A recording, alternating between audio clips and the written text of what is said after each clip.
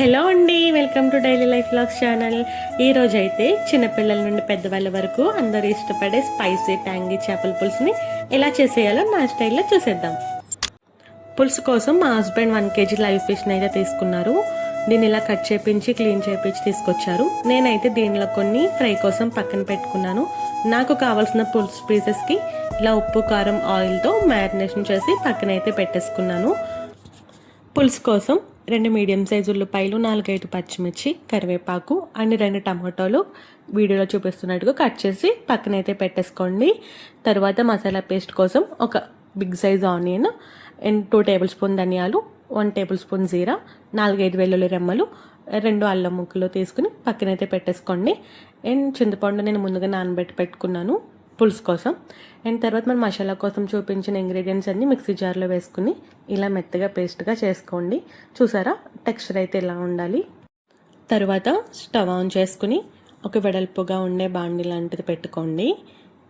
బాండీ హీట్ అయ్యాక తగినంత ఆయిల్ వేసుకుని దానిలో ముందుగా కట్ చేసుకుని పచ్చిమిర్చి వేసుకుని ఒక 30 సెకండ్స్ ఉన్నాక నెక్స్ట్ కరివేపాకు కూడా వేసుకోండి. మనం ముందుగా కట్ చేసుకున్న ఆనియన్స్ అన్నీ వేసుకుని ఒకసారి మొత్తం కలుపుకుని లిడ్ అయితే క్లోజ్ చేసుకోండి. ఒక 5 నిమిషాల తర్వాత చూస్తే ఇలా మనకి పచ్చిమిర్చి ఉల్లిపాయ మంచిగా వేగి మెత్తగా అవుతాయి. ఆనియన్స్ ఇలా మొత్తం ఫ్రై అయిన తర్వాత మనం ముందుగా గ్రైండ్ పెట్టుకున్న మసాలా పేస్ట్ని అయితే వేసుకుని మొత్తం కలిసేటట్టు ఒకసారి బాగా కలపండి. ఈ మసాలా పేస్ట్ మొత్తం వేగడానికి మనకి ఒక 10 మినిట్స్ అన్నా పడుతుంది. మధ్య మధ్యలో కలుపుకుంటూ ఉండండి, సో అది మాడిపోదు. ఇలా మనకి మసాలా పేస్ట్ వేగిపోయిన తర్వాత కట్ చేసి పెట్టుకున్న టమాటోని కూడా వేసుకుని మొత్తం అంతా ఒకసారి మళ్ళీ కలుపుకోండి. 5 నిమిషాలు సిమ్లో ఫ్రై చేసిన తర్వాత మనం ఓపెన్ చేసి చూస్తే టమాటా చాలా వరకు మగ్గిపోయి ఉంటుంది. ఈ టైంలో మనం మన రుచికి తగినంత కొంచెం సాల్ట్ అండ్ ఒక 2 టేబుల్ స్పూన్ కారం వేసుకుని మళ్ళీ మొత్తం కలిసేటట్టు కలుపుకోండి. 30 నుండి 40 సెకండ్లు ఇలా కారం మొత్తం పట్టేటట్టు కలుపుకొని ఈ టైంలో కొన్ని వాటర్ అయితే యాడ్ చేసుకోండి. వాటర్ యాడ్ చేయడం వల్ల ఫ్లేవర్స్ అన్నీ బాగా దిగి మంచి అరోమా అయితే వస్తుంది. ఆఫ్టర్ 5 మినిట్స్ మనం ఓపెన్ చేసి చూస్తే టమాటో మొత్తం కుక్ అయిపోయిందండి. అండ్ చూసారా, ఆయిల్ కూడా తేలింది. ఈ కన్సిస్టెన్సీలో ఉన్నప్పుడు మనమైతే ముందుగా మ్యారినేట్ చేసి పెట్టుకున్న చేప ముక్కలను అయితే ఇందులో వేసుకోవాలండి. నేనైతే తల తోక 2 పెద్ద సైజు పీసెస్ని అయితే తీసుకున్నాను.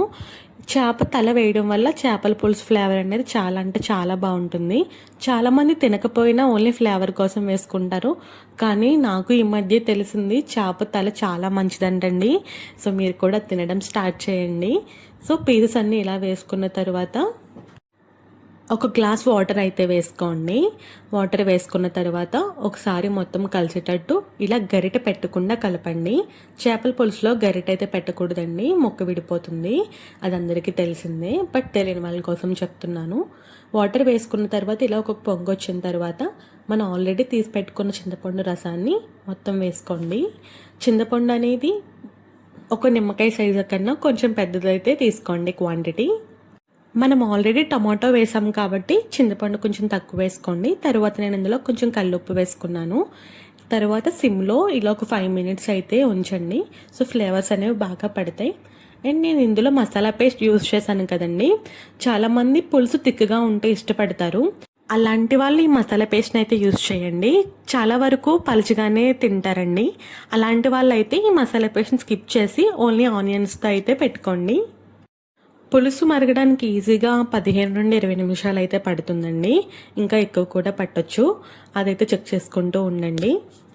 ఈ టైంలో ఉప్పు కారం పులుపు ఒకసారి చెక్ చేసుకోండి. ఇంకా మీకు ఏమైనా పడతాయి అనిపిస్తే వాటిని యాడ్ చేసుకోండి.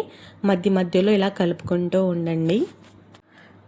మన చేపల పులుసు అయితే లాస్ట్ స్టేజ్కి అయితే వచ్చేసిందండి. చూసారా ఎలా మరుగుతుందో, ఆరోమా అయితే చాలా అంటే చాలా బాగుంది. అప్పుడే స్మెల్ బాగా వస్తుంది. ఈ స్టేజ్లో మనం కొంచెం కరివేపాకు అండ్ ముందుగా కట్ చేసి పెట్టుకుని కొత్తిమీర అయితే వేసుకోండి.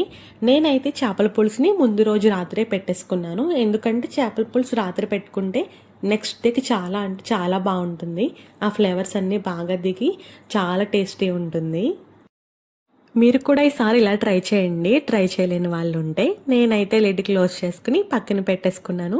నెక్స్ట్ డే మార్నింగ్కి చూసారా ఎంత బాగుందో, పులుసు దగ్గర పడి ఇంకా టేస్ట్ అయితే వచ్చిందండి. మా హస్బెండ్ అయితే ప్లేట్ పట్టుకుని రెడీగా కూర్చున్నారు. సో వేడివేడి అన్నంలో చేపల పులుసుతో తింటే వాహ్, ఆ ఫీలే వేరు అసలు. స్వర్గం అనే చెప్పాలి, అంత బాగుంటుందండి. ఈ హాట్ టేస్ట్ చేపల పులుసుని ఒక్కసారి ట్రై చేశారంటే మళ్ళీ మళ్ళీ మీరే ట్రై చేస్తారు. Like, share, subscribe to my daily life vlogs.